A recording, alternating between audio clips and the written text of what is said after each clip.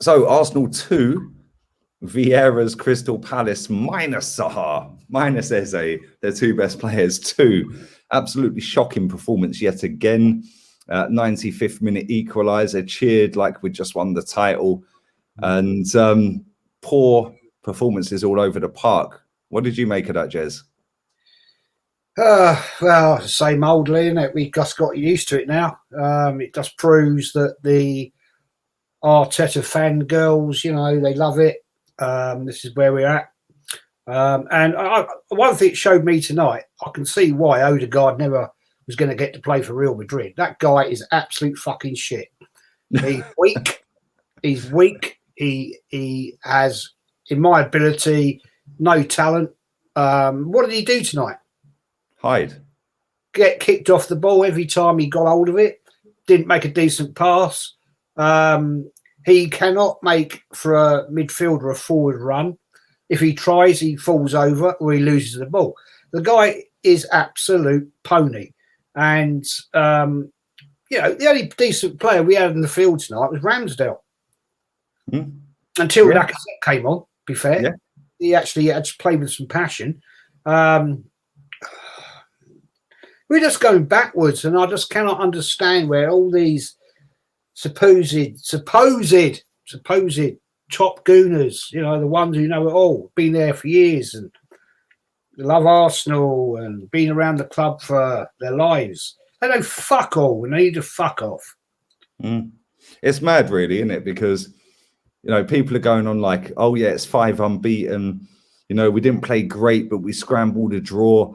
Arteta's Arsenal has got that grit. They keep going until stoppage time. And it's like, mate, we're 1-0 up at half time. Just like that, we're 2-1 down. What did he say to him at half time? Because, mate, I'm sorry, like the first 15, 20 minutes, Pepe looked up for it. Yeah, Abba looked up for it. Abba got his goal from a Pepe shot. Smith Rowe was getting on the ball. The Tomiyasu, all the way through that game, he was a shambles, by the way. Constantly out of position. He got Bellerinitis tonight. It was mad. But it was like, okay, cool, we've got the goal. Now let's push on. Instead, he was like, no, let's sit back. Yeah. And the longer that game went on, at one point on the watch along, it came up on my app saying 73% possession in the last 10 minutes for Palace. Like, we're at home. Like, Jez, you're older than me, yeah? And we've seen the good, the bad, the ugly. Yeah, you've probably seen more ugly than I have, but we have seen good times, we have seen bad times, etc., etc. We used to take Palace apart 3-0 up in 18 minutes. Yeah, like back in the day. And it's like, this guy is apparently a magician. This guy is apparently the best young coach in world football. He's tactically superb. So how can somebody who flopped in France in Vieira, which he did, how can he come into a Palace team without his best 2 players and play us off the park? And last 2 weeks ago, last game, Graham Potter, again, an unfashionable manager, somebody that looks like he slept rough, plays us off the park. Yeah, we go against Burnley. They were unlucky not to get a draw. We play against Norwich. Yes, we had loads of shots. How many of them were decent? And the game we've actually played very well this season was Tottenham. And again, they were on their knees. And it's like, we're beating teams or drawing with teams and getting results against teams this season that we expect to blow away. Yeah. And people are out here cheering draws. Like, come on. Like, seriously, you made it right. Yeah. Ramsdale, again, best player on the pitch. Yeah, absolutely. He's a fucking goalkeeper, Jez. Now, the one thing I put it in the chat, actually, the thing with Ramsdale, when they had in the first half a clear chance of scoring, he was straight out bollocking, shouting. He was giving them some proper verbal, telling them what are you doing? And that guy shows he plays with passion, commitment, and wants to strive the club along. But there are far too many weak, and I mean weak, players. What's happened to Tierney, God only knows. I don't know what's happened to that bloke. But, when is it going to come apparent? When are we going to come out of this fucking fog with Arteta? and people are going to see this guy is crap. Mm. It Yeah, doesn't. what's the tipping point? Because even now, we're currently gone from 13th to 12th. People were sitting there saying, if we win this game and then the Villa game, we're 4th. The highest we can go is 9th now, and that's if we beat Villa. And by the way, he's lost 3 times to Dean Smith in 3 attempts. Yeah, do you know what I'm saying? It's like, I just look at it. It's no different to Ole Gunnar Solskjaer. You know, it's time to go, as a great man once said. We're not going to go forward with Arteta. And I watched his post-match interview, and one of the interviewers said, "Oh, but you've got a young side." So the fucking fraud is now blaming the young side. Arteta, look at yourself, you complete nonce. You are blaming everybody, but look at yourself. Go and stand in front of a fucking mirror, have a chat with yourself, and realise you are useless. You're never going to take this club anywhere. You're just going to drag us into the gutter, which you are currently doing. And for all the fucking idiots out there that think we can achieve top 4, go and look at yourselves as well.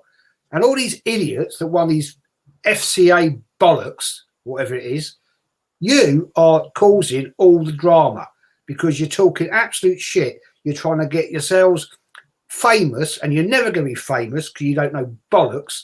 And you are the ones that are fueling the fire in the fan base that is dragging this club into the gutter. Fact. And you've just mentioned about young team. Yeah, I've just Googled it while we're doing this fan cam. Arsenal have got the youngest team in the Premier League, 25 years and 1 month. Yeah, Brentford, yeah, have got the second youngest, 25 years and 25.42. Ours is 25.01. Then you've got Southampton, 25.71. Then you've got Villa, 26.17, and so on and so forth, all the way through, yeah? Right? The oldest team is Burnley at 29.35, right? So if you go down to, say, Brighton, for example, even Man City, let's not even do that. Let's go down to I don't know, Norwich City, 26.36. Tottenham, 26.2. Mate, there's not a lot of difference. Let's be real. Man United, its average age is 27.5. Yeah, that's only because Ronaldo's there, who boosts the average age up. And it's like, you know, it's all well and good going down this Project Youth route. But like you just said, the reporters gave him the answer. Yeah, you've got a young team. That's his get out of jail, mate. Yeah, you've got a young team because it fell in your lap with William being COVID. Yeah, so you had to play. And Martinelli was injured, so you had to play Smith Rowe. Yeah, that's how we got in the team. And then they very quickly realised, actually, hell, we went on a 5-game unbeaten streak and blah blah blah. And Saka's in there, yeah, and Odegaard. So if we go down this Project Youth route, yeah, we can plug them for a little bit longer. And then when you've actively got Sky Sports reporters saying, yeah, but you've got a young squad, everyone's part of this. Why does nobody in the media, in mainstream media, no ex-footballer, yeah, other than maybe 2, Petit and Henri the other day, other than that, nobody coats him off. Why is it every top fan channel, every biggest account online, yeah, in socials, why are they all backing this guy? Because we see the bigger picture. Why is everyone backing it? What has he got as a hold over everyone in the media? Yeah, journalist-wise, mainstream and fan channels and big accounts. What has he got? I don't get it, Ches. I don't get it. I see nothing with the man. You know, I see a guy that sits there smiling, and I just would love to wipe that smug smile off his face. He's just a fraud. And what do the management, the senior management, see this guy? Because surely, I mean, fuck's sake, Edu, you know, he was an established footballer at Arsenal. He must see through this bloody idiot, and he must think what is going on. But then again, sorry, he's probably partly to blame as well. He's part of the problem because it's jobs for the boys, Jez. Yeah, and they colluded together. How can the Vinay be the CEO of this football club when he got stung by a woman posing to be the CEO of a Chinese car company and he signed the deal? He then got a promotion off of the back of that to CEO. Yeah, and it's like, now you got Edu there, now you've got it's a massive. Listen, we could go on forever, Jez, yeah, but we're going to do player ratings later, and then the podcast. They won't be great player ratings, I can assure you. No, they won't. We could do the podcast later this week as well. Obviously, we play on Friday, so yeah, it is what it is. But listen, thanks for coming on again, man. And Arteta, fuck off. Yeah, Edu out. Yeah, Arteta out in Spanish is Arteta fuera. Yeah, Arteta fuera. Edu fuera. Yeah, Ben White now knows who Vieira is, by the way. Ben White fuera.